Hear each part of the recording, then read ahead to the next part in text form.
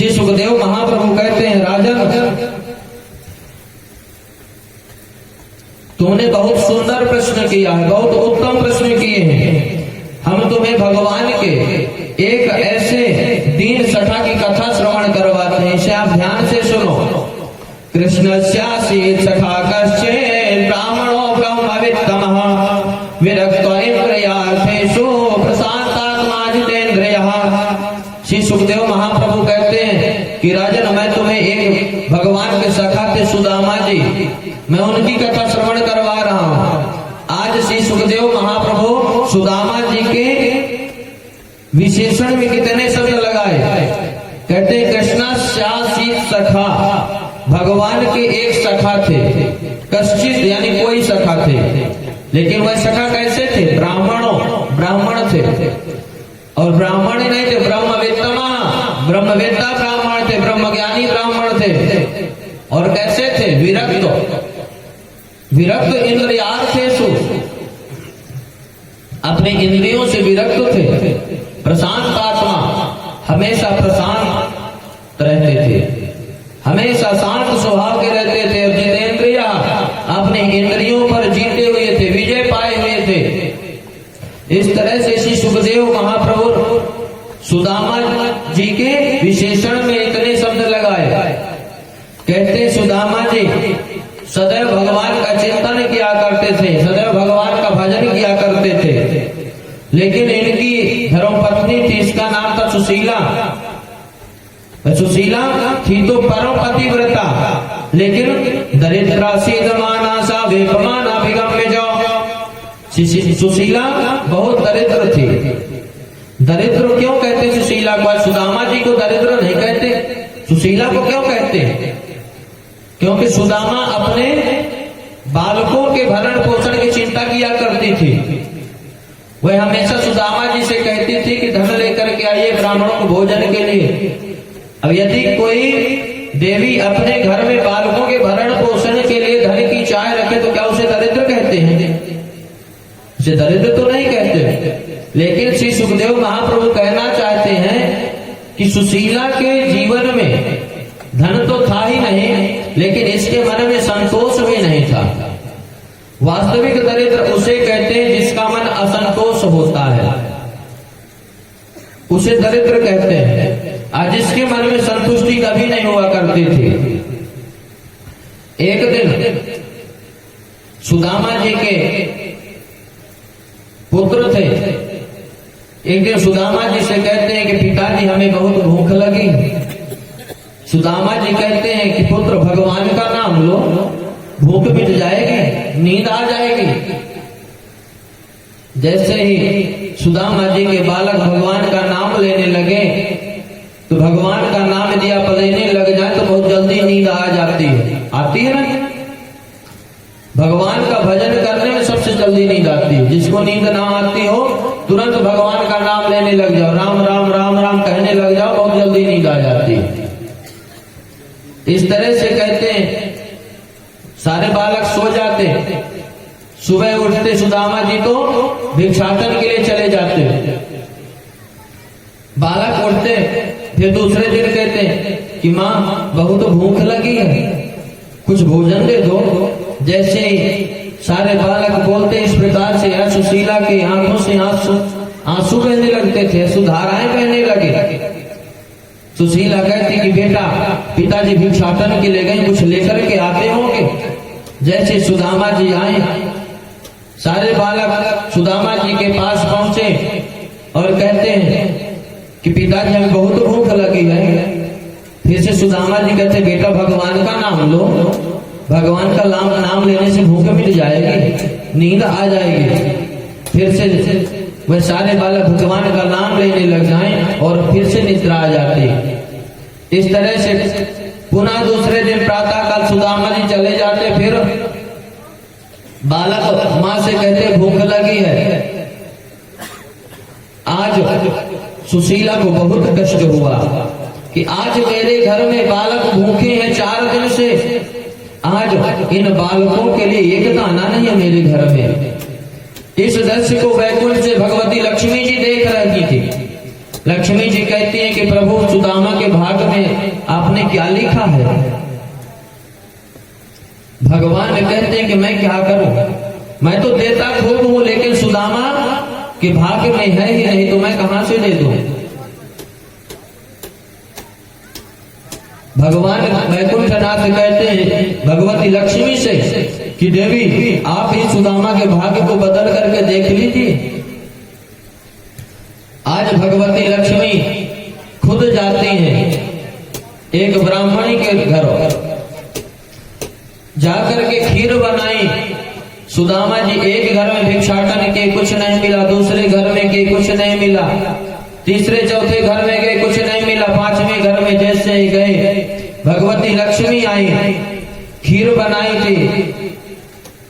लक्ष्मी जी आज खीर सुदामा जी को दी। सुदामा जी उस खीर को हाथ में लेकर के आ रहे थे।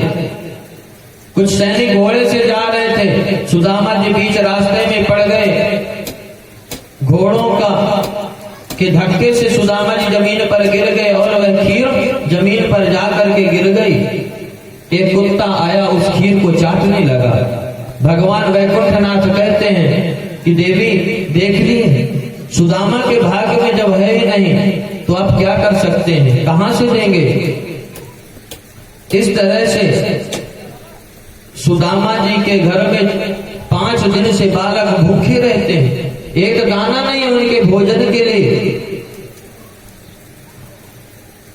एक दिन सुदामा जी भिक्षाटन करके आए। उनकी पत्नी सुशीला कहती कि प्रभु आज एक संत जी आए थे, संत जी का रूप बना करके मानो भगवान खुद गए थे। सुशीला को सुंदर कथा सुनाए रहे थे। उसमें बताए कि आपके जो पति सुदामा जी है ना, ये भगवान के सखा हैं, मित्र हैं। यही बात सुशीला सुदामा जी से कहते हैं कि आज एक संत जी आए थे, कथा सुना रहे थे कि आपके मित्र द्वारिकाधीश भगवान है। सुदामा जी कहते हैं कि हाँ देवी, हमारे मित्र तो है, बचपन के सखा, जब हम गुरुकुल में पढ़ा करते थे। सुशीला कहती है कि स्वामी आप उनसे मिलने के लिए चले जाइए।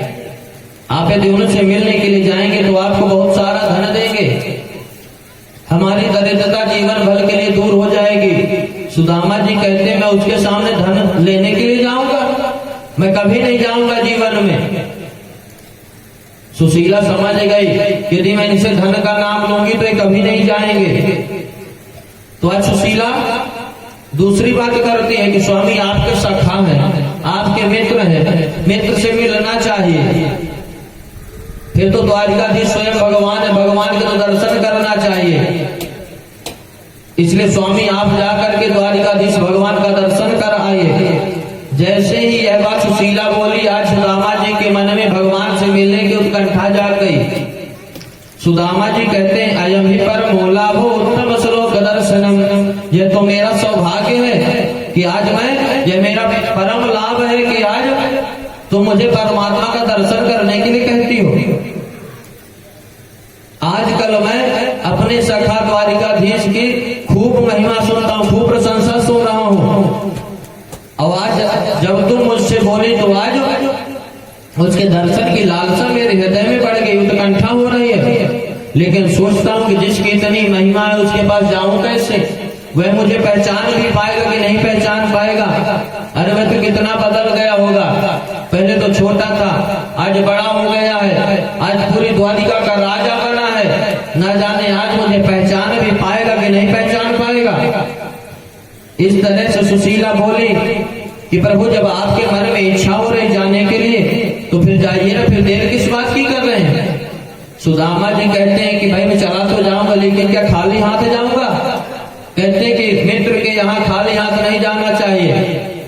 कुछ और भी ऐसे जगह जहाँ खाली हाथ नहीं जाना चाहिए, जैसे मंदिर में खाली हाथ नहीं जाना चाहिए, अपनी ससुराल में खाली हाथ नहीं जाना चाहिए, मित्र के यहाँ खाली हाथ नहीं जाना चाहिए, और खाली हाथ अपने घर भी नहीं जाना चाहिए। जब हम कहीं बाहर से जाएं तो अपने घर भी खाली हाथ नहीं जाना चाहिए। कहते कि यदि अपने घर खाली हाथ जाते तो दरिद्रता आती है, इसलिए कुछ ना कुछ अपने घर जरूर लेकर के जाएं। यही बात आज सुदामा जी बोल रहे हैं कि हमें अपने मित्र के यहाँ जाना तो क्या खाली खाली हाथ चले जाएंगे। सुशीला कहती है कि स्वामी आप इस बात की चिंता ना करें, मैं व्यवस्था बनाती हूँ। तुरंत सुशीला दौड़ करके गई पड़ोस में। याचयित्वा चतुरो मुष्टिं विप्रान् कथक दण्डुलान् शैलखण्डेन तान् बद्ध्वा भर्ते प्रादादुपायनम्। सुशीला 4 ब्राह्मणों के पास गई और 4 घर में जाकर के चारों घर से एक एक मुट्ठी चावल लेकर के आई। आज सुशीला 4 घर में चावल लेने के लिए क्यों गई? क्योंकि आज यदि 4 घर से एक एक मुट्ठी चावल लूंगी और द्वारिकाधीश के पास भिजवाऊंगी तो ये 4 घर के चावल 4 प्रकार के होंगे। किसी के चावल मोटे होंगे, किसी घर के पतले होंगे, किसी घर के टूटे होंगे। तो जैसे इस प्रकार के चावल द्वारिकाधीश देखेंगे तो हमारी गरीबी को समझ जाएंगे, उन्हें बताने की कोई जरूरत नहीं पड़ेगी। आज इसलिए सुशीला ब्राह्मणी 4 घर से एक एक मुट्ठी चावल लाई, एक कपड़े में बांध करके सुदामा जी को दे दी हाथ में। सुदामा जी उस 4 मुट्ठी चावल को लेकर के हाथ में एक डंडा लेकर के द्वारिका की ओर चल दिए। कहते हैं कि देवी कुछ संदेश कहना हो तो बताओ। सुशीला कहती स्वामी एक संदेश जाकर के अपने द्वारिकाधीश सखा से कह देना। वह संदेश क्या था कि 1 मास 2 पाख में 2 एकादशी हो, सो प्रभु तीनों दयाल ने नित प्रतिदिन मोय। हे प्रभु 1 महीने में 2 पक्ष होते हैं 15-15 दिन के, और दोनों पक्ष में एक एक एकादशी होती है। लेकिन प्रभु आपकी कृपा से मेरे घर में नित्य प्रति एकादशी ही रहती, कभी जीवन में द्वादशी नहीं आई। ऐसा संदेश दिया। सुदामा जी अपने घर से चल दिए द्वारिकाधीश भगवान से मिलने के लिए। भजन करते हुए जा रहे थे। इधर जाना था सुदामा जी को, द्वारिका के रास्ते जाने लगे, काशी के रास्ते में रास्ता भटक गए। द्वारिकाधीश भगवान खुद रूप बदल करके आए। सुदामा जी से कहते अरे ब्राह्मण देवता कहाँ जा रहे हैं? सुदामा जी कहते हैं कि भैया हमें तो द्वारिका जाना है। भगवान कहते हैं तो काशी का मार्ग है, द्वारिका तो इधर से जाना है। सुदामा जी कहते भैया आपको कहाँ जाना है? भगवान कहते हैं कि मित्र हमें भी तो द्वारिका जाना है। सुदामा जी कहते हैं चलो फिर चलते हैं हम दोनों। इस तरह से भगवान और सुदामा जी दोनों द्वारिका की ओर चल दिए। अपने सुख दुख की बातें, जीवन की बातें करते हुए द्वारिका में जा रहे थे। और जैसे ही द्वारिका में पहुंचे, समुद्र के किनारे पहुंचे, भगवान अदृश्य हो गए। सुदामा जी कहते हैं कि भैया यहां से तो जाना है लेकिन जल बहुते कैसे जाएंगे? एक नाविक के पास गए, केवट के पास गए कि भैया हमें उस पार द्वारिका जाना है। नाविक कहता है कि महाराज यदि आपको उस पार जाना है तो पैसे लगेंगे। सुदामा जी कहते हैं भैया मेरे पास पैसे तो है नहीं, धन है नहीं। सुदामा जी हारे थके हुए एक पेड़ के नीचे जाकर के छांव में लेट गए। जैसे सुदामा जी लेटे, सुदामा जी को निद्रा आ गई। भगवान सोते हुए सुदामा जी को समुद्र पार करके द्वारिका नगरी के किनारे में, इस किनारे में ला करके लिटा दिए। सुदामा जी की जैसे नींद खुली, देखे तो बड़े बड़े दुर्ग दिखाई दे रहे थे, भवन दिखाई दे रहे थे। सुदामा जी एक राहगीर से पूछते भैया ये कौन सा नगर है? बड़ा सुंदर नगर दिखाई दे रहा है। वह राहगीर पूछता कि बाबा आपको जाना कहाँ है? सुदामा जी कहते हैं कि भैया हमें तो द्वारिका जाना है। वह राहगीर कहता बाबा आप द्वारिका में ही खड़े हैं, किसके यहाँ जाना है? सुदामा जी कहते हैं कि भैया हमें तो कन्हैया के घर जाना है। वह राहगीर कहता कि बाबा यहाँ कन्हैया नाम का कोई व्यक्ति नहीं रहता, कोई दूसरा नाम हो तो बताओ। सुदामा जी कहते हैं कि भैया दूसरा नाम तो उसका कुछ था ही नहीं। बाद में याद आता उसका नाम कृष्ण भी था। सुदामा जी कहते भैया उसका नाम कृष्ण भी था। जैसे ही वह राहगीर कृष्ण नाम सुना कहते अरे बाबा चुप रहो, धीरे धीरे बोलो, उनका नाम इस तरह से यहाँ कोई नहीं लेता। सुदामा जी कहते तो फिर किस प्रकार से लिया जाता है? वह कहता है रायगीर, उनका नाम यहाँ लिया जाता है कि अनंत श्री विभूषित समलंकृत छत्रपति राजमूर्ति धर्म चक्रवर्ती सर्वेश्वर सर्वतंत्र सुतंत्र प्रजापति बालक गो विप्र प्रतिपालक अकारण करुणा वरुणालय भक्तवांछा कल्पतरु पीताम्बर धारी श्री श्री 1008 श्री कृष्णचंद्र जी महाराज। इस प्रकार से उनका नाम यहाँ लिया जाता है। जैसे इतना बड़ा नाम सुदामा जी सुने, सुदामा जी कहते बताओ जिसका इतना बड़ा नाम होगा उसका काम कितना बड़ा होगा। इतना बड़ा नाम है, ना जाने मुझे पहचान भी पाएगा कि ना पहचान पाएगा। इतना बड़ा राजा है, मैं एक गरीब ब्राह्मण फटी धोती पहना उसके पास कैसे जाऊंगा? मुझे तो बहुत शर्म आ रही है।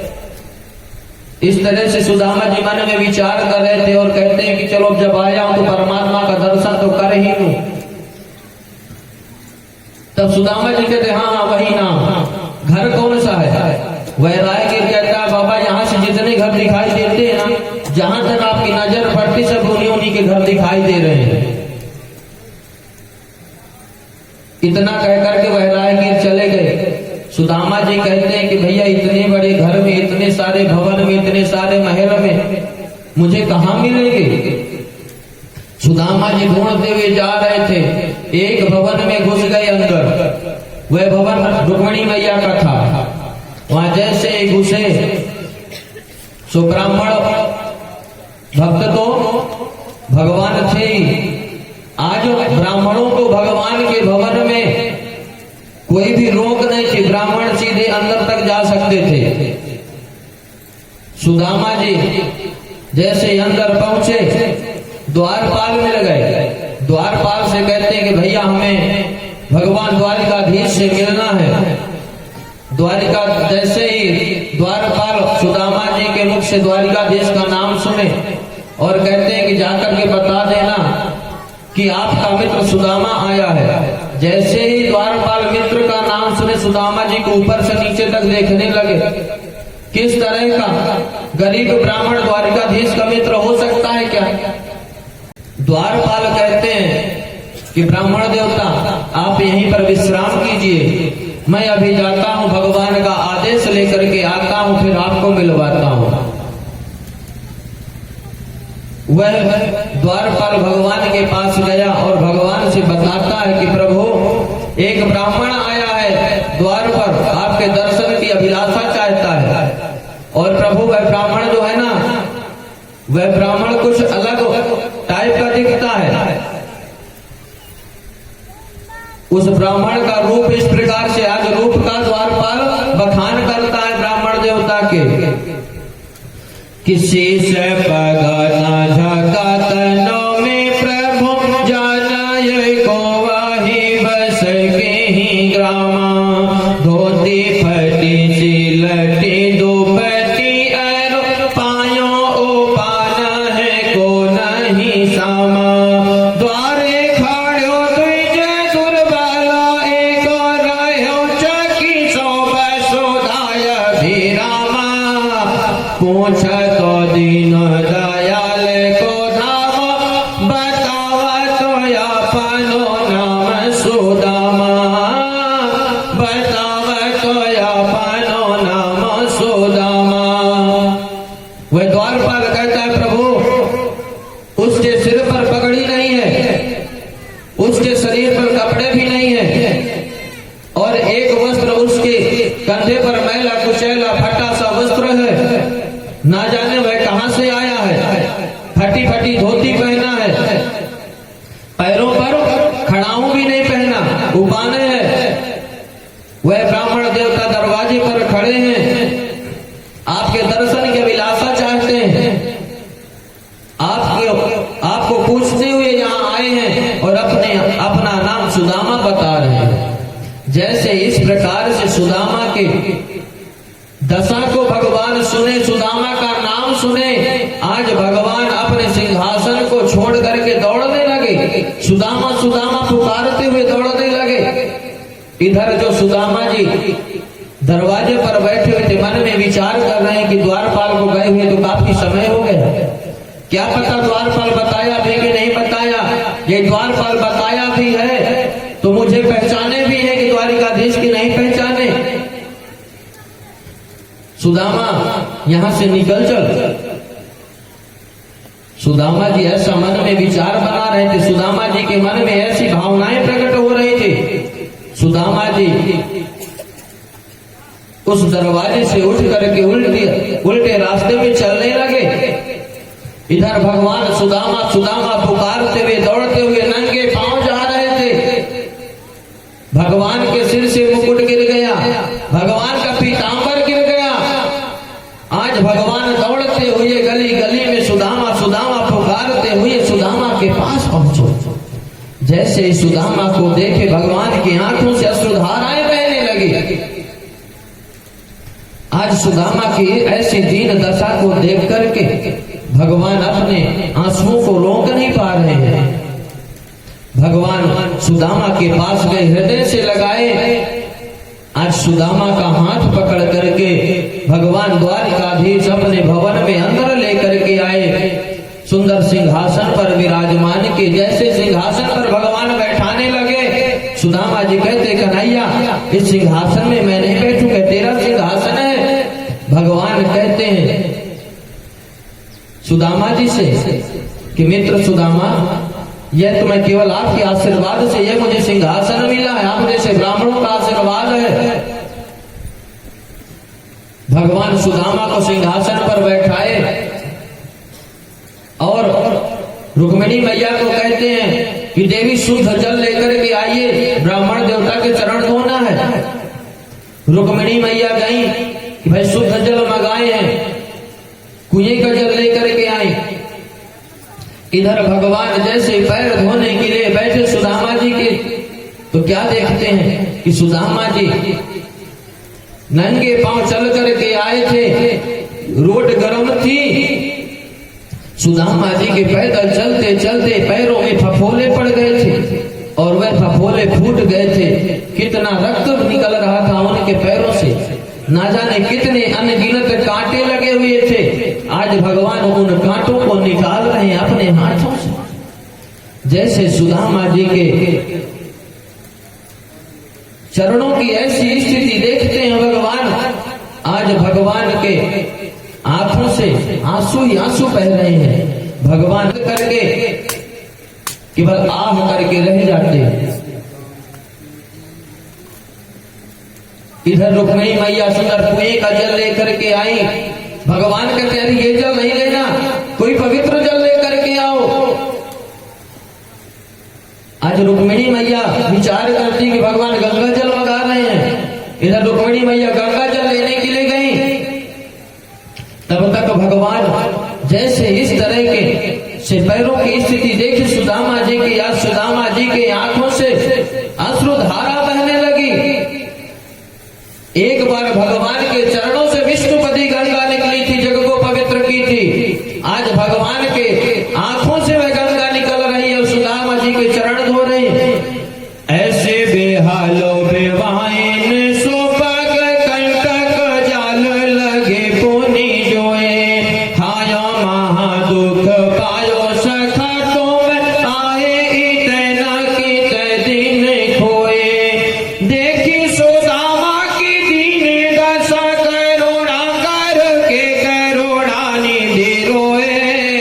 पानी बरात को हाथ छुयो नहीं, नैनन के जलों से पग धोए, नैननों के जलों से पग धोए।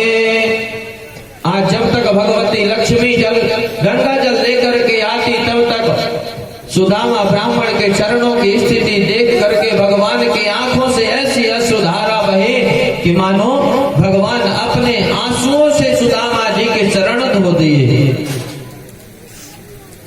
इस तरह से भगवान अपने अश्रुओं से सुदामा जी के चरण धोए। रुक्मिणी जी इस दृश्य को देख करके चकित रह गए, खड़े खड़े सोचने लगी कि किमनेन कृतं पुण्यं वधूतेन भिक्षुणा, श्रियाहीनेन लोकेस्मिन् गर्हितेनाधमयेन च। यह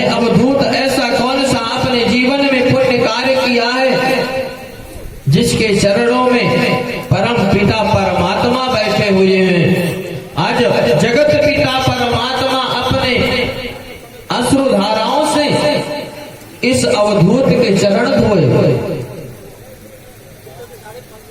आज इस तरह से रुक्मिणी मैया सुदामा जी के भाग्य की सराहना करती हैं।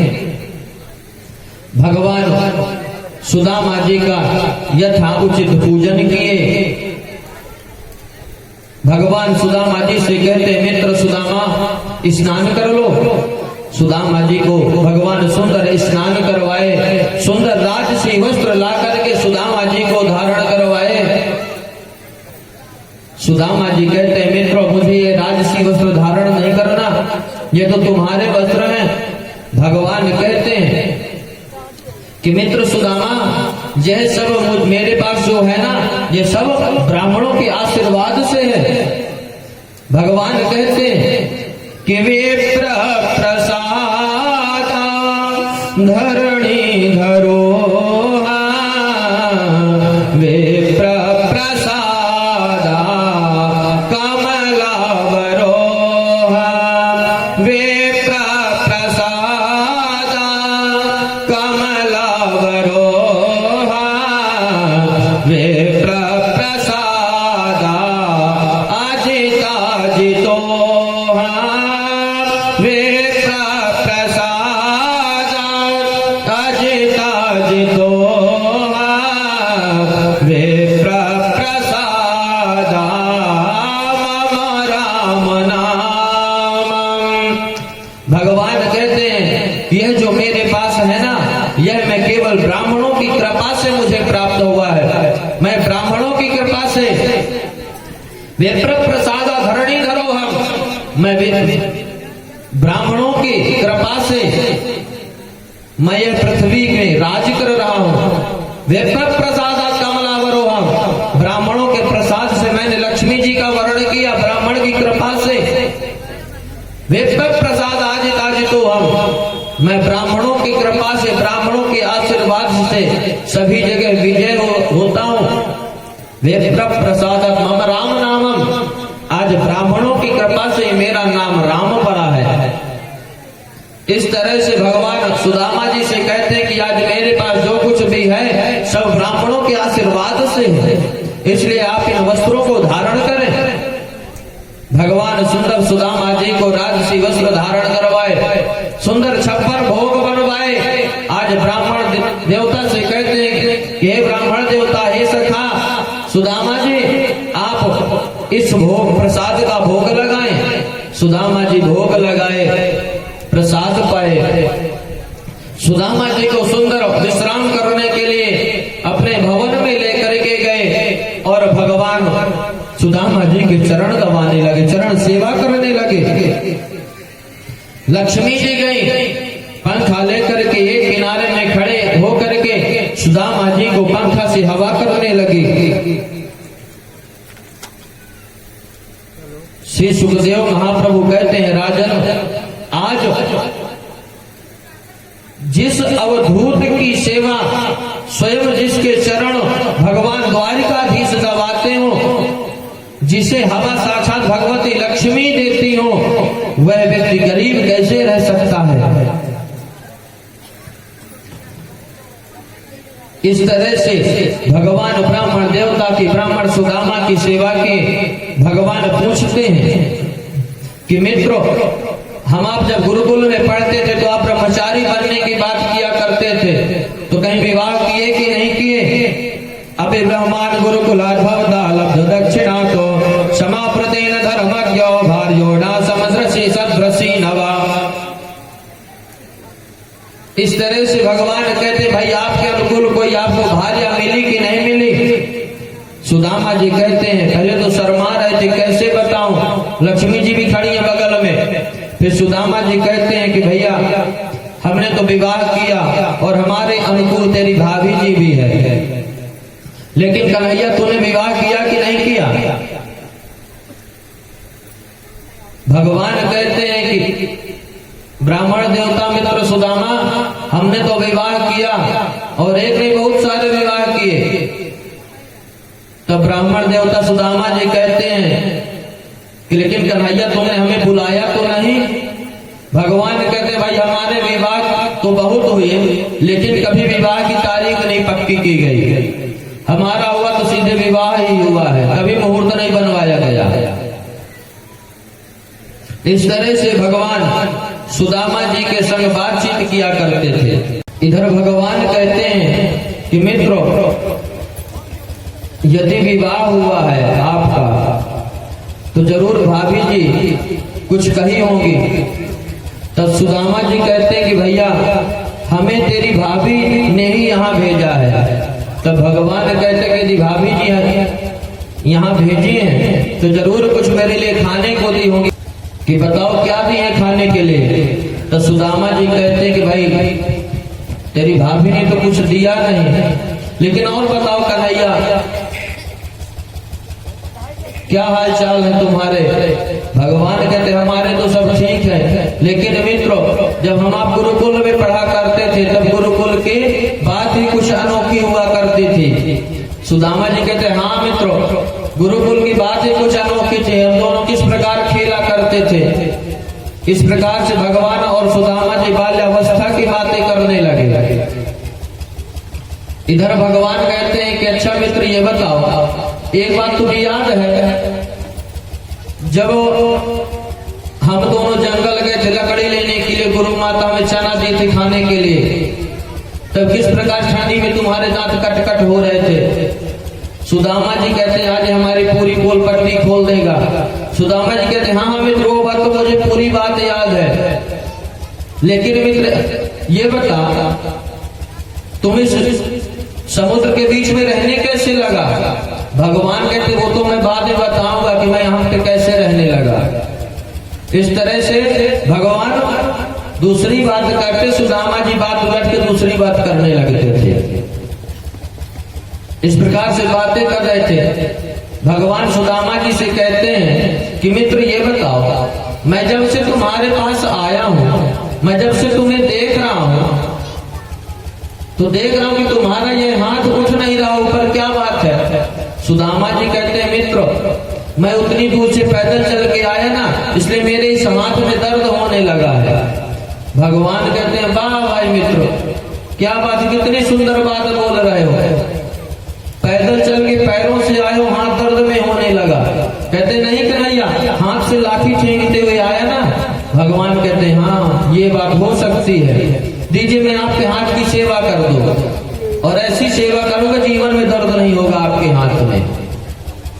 भगवान गए और जैसे ही हाथ पकड़े चावल की पोटली नीचे खुल गई, नीचे गिर गई। भगवान जल्दी से उठाए, जल्दी से पोटली खोले। जैसे ही भगवान उस चावल की पोटली को खोले, उसमें सुशीला के द्वारा दिया गया भगवान को संदेश मिल गया कि एक माख दो पाक में दो एकादशी होए, सो प्रभु दीन दयाल ने नित प्रतिदिनी मोए। भगवान आज इस संदेश के बदले में सुशीला मैया को इधर से एक संदेश दे रहे हैं कि होनी थी सो हो गई, पर अब ना ऐसी हो, भाभी तेरे भवन में नित्य द्वादशी होए। भाभी जी आज तक जो होना था सो हो गया, लेकिन भाभी जी आज के बाद आपके भवन में नित्य द्वादशी नहीं आएगी, कभी एकादशी नहीं होगी। इस तरह से आज भक्त वत्सल भगवान बातों ही बातों में सब कुछ दे दिए। बोले भक्त वत्सल भगवान की। जैसे चावल को देखे भगवान तुरंत एक मुट्ठी चावल लिए और तुरंत खा गए। आज एक मुट्ठी चावल में एक लोग को दे दिए, दूसरी मुट्ठी में चावल लिए, दूसरी मुट्ठी चावल खा गए, दूसरी मुट्ठी चावल में दो लोग दे दिए। जैसे तीसरी मुट्ठी लिए रुक्मिणी मैया हाथ पकड़ ली। यहाँ पर रुक्मिणी मैया के हाथ पकड़ने के संतों के बहुत सारे मत हैं कि रुक्मिणी मैया भगवान के हाथ क्यों पकड़ ले। एक संत का मत है कि मानो रुक्मिणी मैया हाथ इसलिए भगवान के पकड़ी कि प्रभु यह जो ब्राह्मण का प्रसाद है, सारा प्रसाद पूरे प्रसाद का भोग आप ही लगा लेंगे कि कुछ हमें भी देंगे। प्रभु हमें भी ब्राह्मण के घर का प्रसाद दे दीजिए, मानो इसलिए रुक्मिणी मैया हाथ पकड़ ली। दूसरे संत कहते हैं, दूसरा भाव है कि मानो रुक्मिणी मैया हाथ इसलिए पकड़ ली कि रुक्मिणी मैया कहना चाहते हैं कि प्रभु यह जो ब्राह्मण के यहाँ के चावल है 2 मुट्ठी खा करके आपने 2 लोग दे दिए, क्या तीसरी मुट्ठी खा करके आप कंगाल होना चाहते हैं? प्रभु हम कंगाल हो जाएंगे, कहाँ रहेंगे? इसलिए मानो रुक्मिणी मैया हाथ पकड़ लें। इस तरह से संतों के बहुत सारे मत हैं। रुक्मिणी मैया हाथ पकड़ लें, भगवान उस चावल को रुक्मिणी मैया के हाथ में दे दे, रुक्मिणी मैया समस्त रानियों पटरानियों में उस प्रसाद को बंटवा दिए। इस तरह से सुदामा जी और भगवान द्वारिकाधीश रहने लगे। द्वारिकाधीश भगवान विश्वकर्मा जी को बुलाए और कहते हैं जाकर के सुदामा जी के यहाँ जैसे मेरा भवन बना इसी प्रकार से जाकर के सुदामा जी का भवन बना दो। विश्वकर्मा जी रात्रि के अंधेरे में विश्वकर्मा जी रात्रि के अंधेरे में सुदामापुरी गए। सुशीला से कहते हैं कि हमें भगवान का आदेश हुआ है, इस झोपड़ी को भवन बनाना है, महल बनाना है। सुशीला कितने सुंदर शब्द कहते विश्वकर्मा जी से, यदि आपको बनाना है तो आप पहले सुदामापुरी के वासियों के बनाइए, पोरबंदर वासियों के भवन बनाइए, उसके बाद सबसे लास्ट में अंत में हमारा भवन बनाइए। आज विश्वकर्मा जी मन में संकल्प लिए, आज पोरबंदर को पूरी सुदामापुरी बना दिए। जिस प्रकार से द्वारिकापुरी बनी थी उसी प्रकार से ठीक हूबहू सुदामापुरी बना दिए।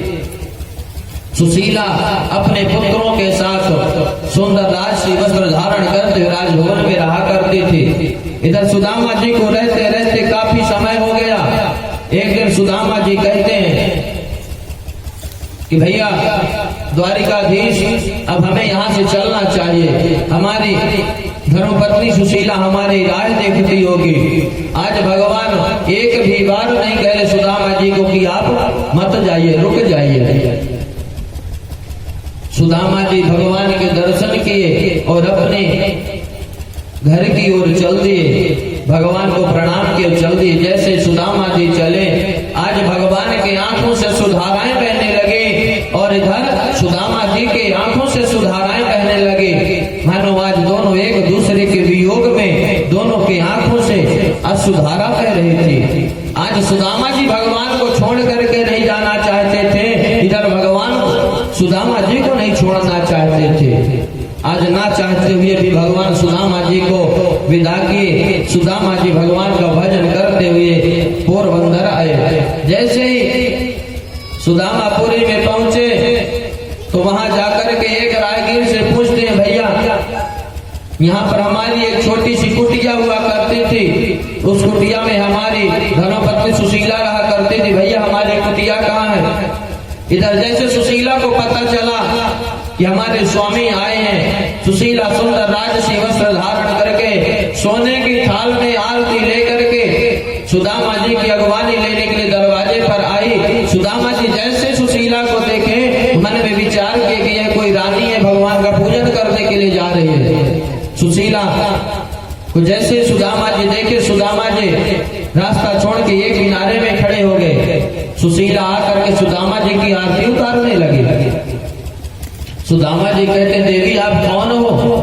सुशीला कहती कि मैं आपकी धर्मपत्नी सुशीला हूँ। इतने में अंदर से सारे बालक निकल करके आए, सुदामा जी की आरती उतारी और अंदर लेकर के गई। सुदामा जी कहते, भाई हमें इस भवन में नहीं रहना।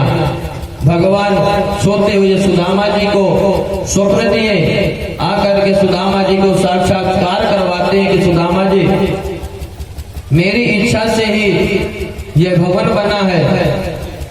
सुदामा जी कहते, प्रभु भले आप बनवाए, मैं यहाँ पर नहीं रहूंगा, क्योंकि इस भवन में यदि मैं रहूंगा तो मेरे अंदर अभिमान जाग जाएगा। प्रभु मेरी तो कुटिया ही ठीक है, मैं उसी में रहूंगा। भगवान कहते हैं, ब्राह्मण देवता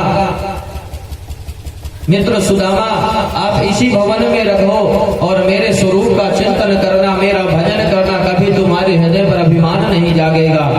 इस तरह से सुंदर आशीर्वाद दे करके भगवान अंतर ध्यान हुए। इस तरह से सुदामा अपने परिवार के साथ हंसी खुशी सुदामापुरी में रहने लगे। श्री सुखदेव महाप्रभु कहते हैं, राजन जिस प्रकार से भगवान अपने सखा सुदामा के साथ व्यवहार किए, एक दीन पर, एक गरीब पर भगवान कृपा किए। आपने हमसे दीन बंधुता की कथा पूछा था कि भगवान के कोई दीन बंधुता की कथा श्रवण करवाइए, सो हमने सुदामा जी की कथा आपको श्रवण करवाई।